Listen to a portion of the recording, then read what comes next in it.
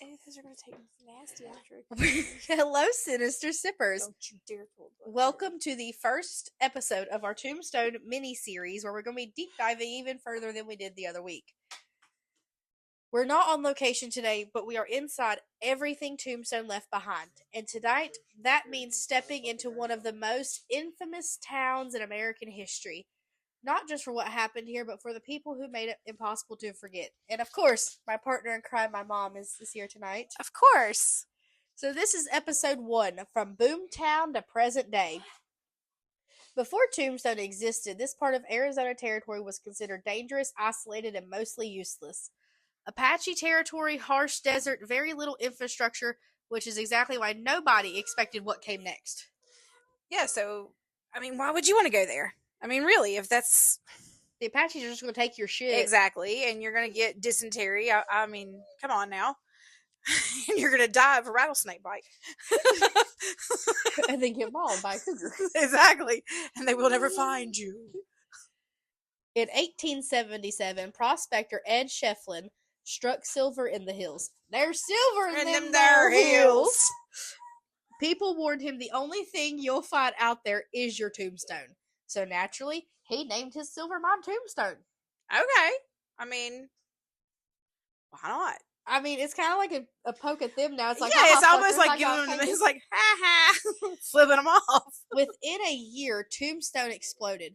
Population surged into the thousands. Now, if you guys go and like fact check and you look at the census, it'll only say like 400 to 500. But that's because in the censuses during this time, it only accounted for 21-year-old white males who were eligible, who were registered to vote. So practically none of the population. Exactly. Still a lot of voters, I feel like, at that time period, though.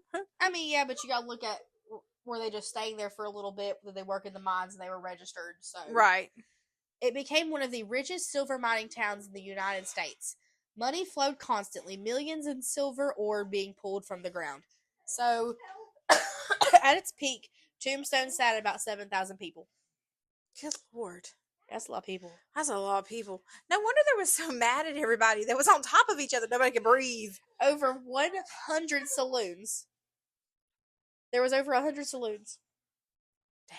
Do you think any of them had a bartender as good as Dom? No. There will never be a I don't know. Dom. He may have been there. He may have been there.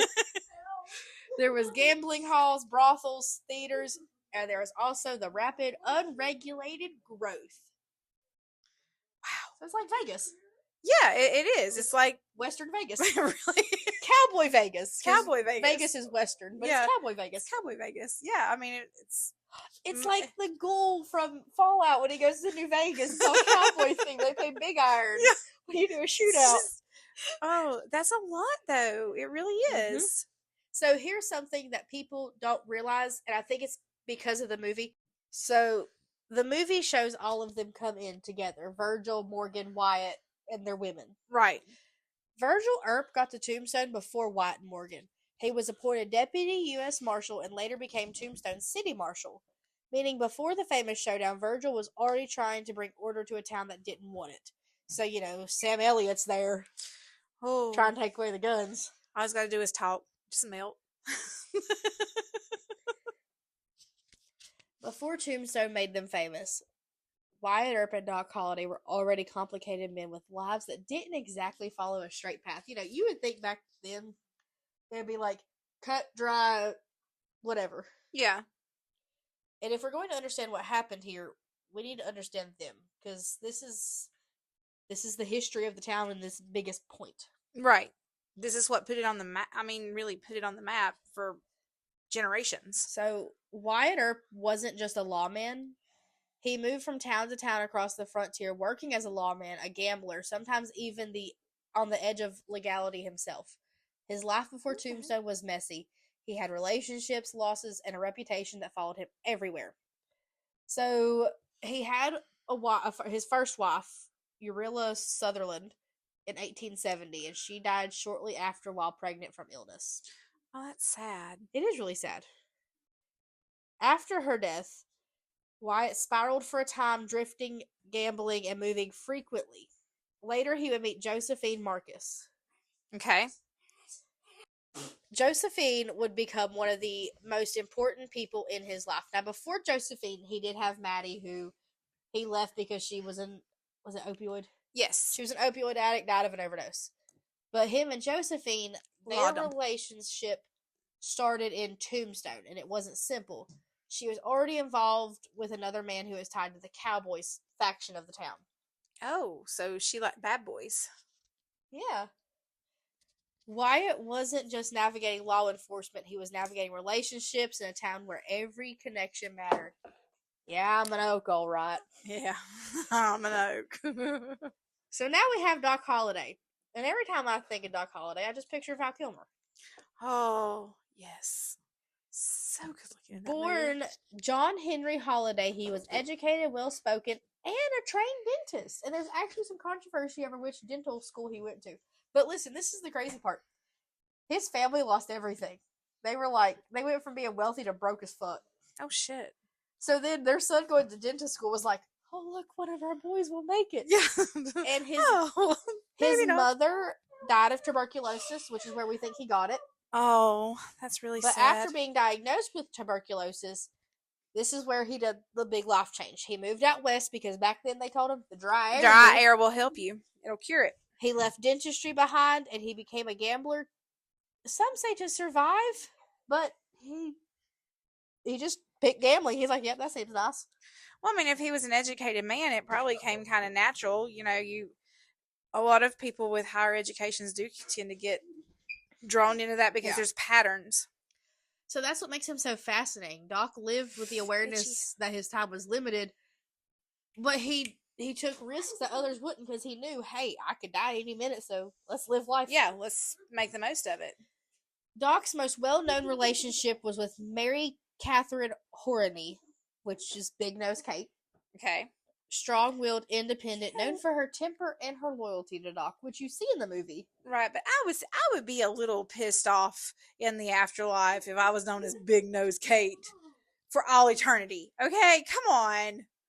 What if she had a beak? I mean, I don't care though. That's a little bit insulting. Would you rather it been wide hips, Kate? She got them birthing hips. Well, back then that was a compliment. Their relationship was intense, volatile, and deeply connected. They fought, they separated, they came back together. Oh, it's like a high school couple. It really is. They're kissing in the hallway, first period, third period, they broke up, fourth period, they're back together. Oh, yeah. And then by the time you got to school the next morning, I hate that son of a bitch. But through it all, she remained one of the closest people in his life. Aww. No one else wanted to love the big nose. So him and Wyatt were very similar in the love and the losses, and it's kind of what sparked their little friendship. So Wyatt Earp and Doc Holliday weren't just allies, they were opposites. Wyatt controlled, he was strategic, and he measured things. Doc was unpredictable, sharp, emotionally detached, but loyal, and somehow they worked. So he was like the morally great hot guy in all these romance novels. Yeah, it's like, do you take the really like the hall the hall monitor, or do you get with do you pick? It kind of skirts the outside. So do you pick Dane Ados or Zayden Ryerson? Oh, Zayden all the way. Thank God you didn't fall for Liam. Oh, that was so sad. Because I was like, I was totally jamming with him. I was like, yes, that's my dude. And it'll be my honor. It broke my heart. Okay, so we need to talk about something. What? A Doc Holliday energy check. When things start feeling weird, like in the episodes, especially when we get in the hauntings. Yeah. We base it off of how Doc would be, you're a daisy if you I'm do. your Huckleberry. Exactly. So, opposing the Earps were the Cowboys, they were identified by the red sashes.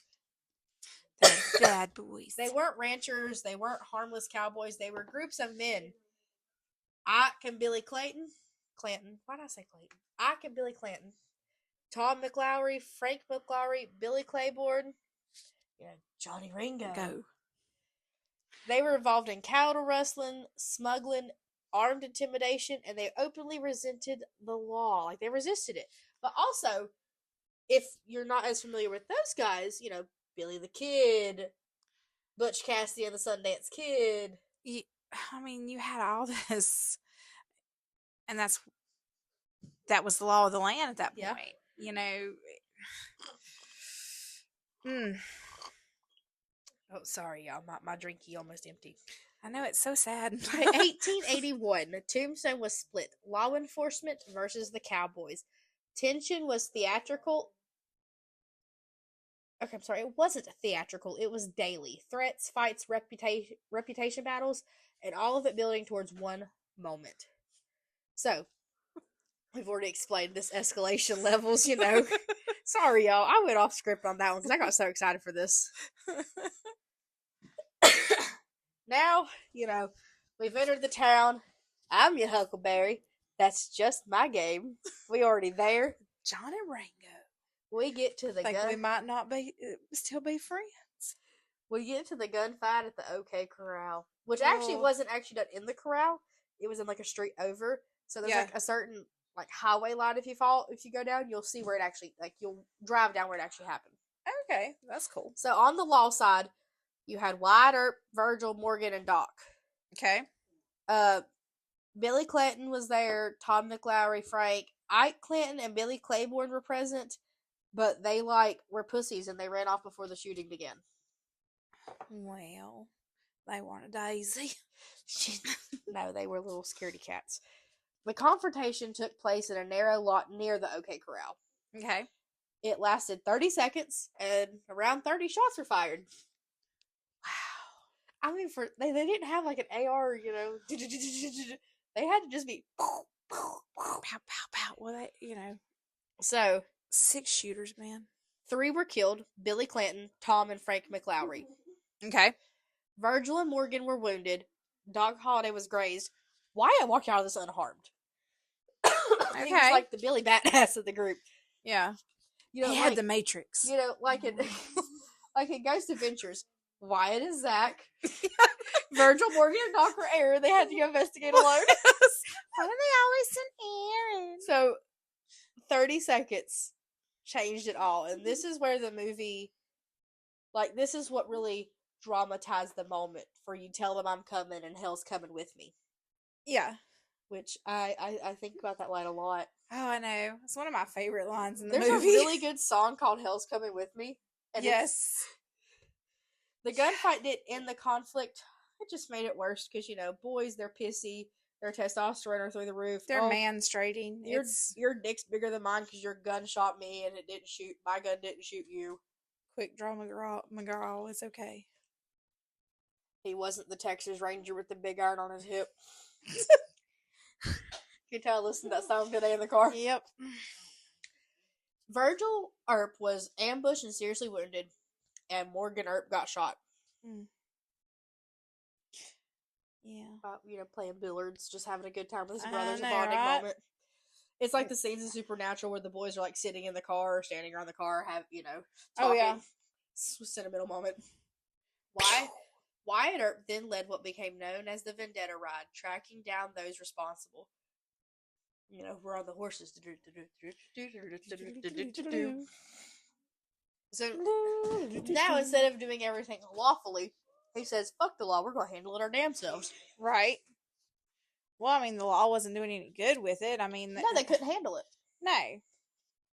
They were... It's like childcare teachers. You know, you're understaffed, underpaid, and outnumbered by little children. I feel that every day. Yes. Because the state does not... They don't go into the rooms before they make the laws. Exactly. They make the laws not knowing what happens in a classroom every day. Yes. Oh, if the kid touches the trash can, you must wash their hands. They bumped into it. Yeah. My hands are raw. Exactly. Their hands are raw. And all of them have wet clothes. And what is that puddle in the floor? You can say a lot of things to a drunk person and a toddler at the same time. You really can. Where are your shoes? Please don't bite your friend. Get off the table. Don't take your shirt off. Feet on the floor. After the violence and the silver decline, Tombstone began to fade. The mines got flooded, economy slowed, people left, but the story, it didn't. Because as we saw, there was a lot of history that happened in this town because of the Earp brothers and because of Doc. I mean, it really wouldn't be a historical place if it wasn't for them. Exactly. They built the foundation for this town to be what it is today. Well, I mean, in all honesty, if it wasn't for the shootout at the OK Corral and all that happened, who would honestly know what Tombstone even was? We wouldn't have had a movie. It would have been another one of those towns that it had that boom and then it all died down, and then nobody, unless you grew up there, you don't know anything about it, or it's been back into the desert because everybody left. Yeah. So, with this all being said, from what I can gather, Virgil died of old age. Okay. He just died. Morgan, of course, was shot. Right. Wyatt went off and was. It's like, back then there weren't really marriage certificates. Right. But he was in a lawful marriage with Josephine Marcus. Okay. And they moved to California. Right. Because she was an actress. Yeah, she was an actress, so they moved out there. He died, and then Doc died in the tuberculosis ward. Right. And he was so impressed when he died because of his boots. Yep. Now that's funny. And I mean, this is so much because in this 16 minutes we've been talking, we've covered so much stuff. Oh yeah, but it's only the tip of it. Yeah. And like when we get into the actual haunted locations that are there will be more information that pops up and more things that are said. Right. But this was really to build the groundwork and tell you guys what happened in the town. Now, I really do think it was cool to learn where the name came from. Oh yeah, that was really neat. But even though like my script timing that I try to do says it would take 45 minutes, it really doesn't when you get talking.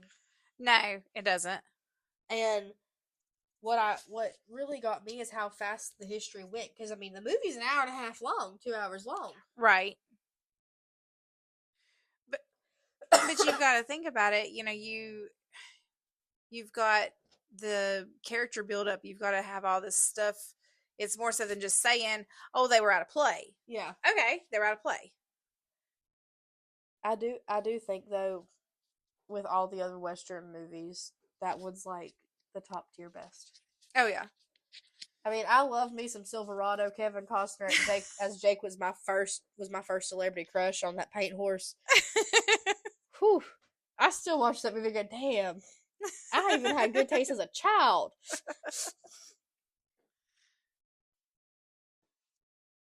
Today, Tombstone exists as a preserved piece of history. Tourists walk the same streets, buildings still stand, and everything that happened here still defines it. Now, with that being said, though, there is a lot of gimmicky stores from what people have said who have been there. You got your gimmicky, Well, you're going to anywhere that there's a tourist trap. Yes. I do still want to go. Oh, I would love to go. But I think it's always so weird walking into the OK Corral and there's just like the big figures of Wyatt and Doc and all them, and it's not going to be Kurt Russell and Val Kilmer. Oh, I know, right? It's not going to be them. That's not right. I was there. That's not right. Wait, that's... And then you look at a picture. Oh, that is what he looked like. Yeah. Val Kilmer was prettier. Oh, speaking of the movie, in the movie, they don't depict Josephine being with the cowboy. They depict the actor dude. Right. That man was totally gay. Oh, yes. She was his cover story. Oh, yes. Very, very much so. No man in the 1880s wore eyeliner. No. Bless. Yeah, that was bad. My favorite was when the coach got robbed and it's just like, what do I do? Yeah.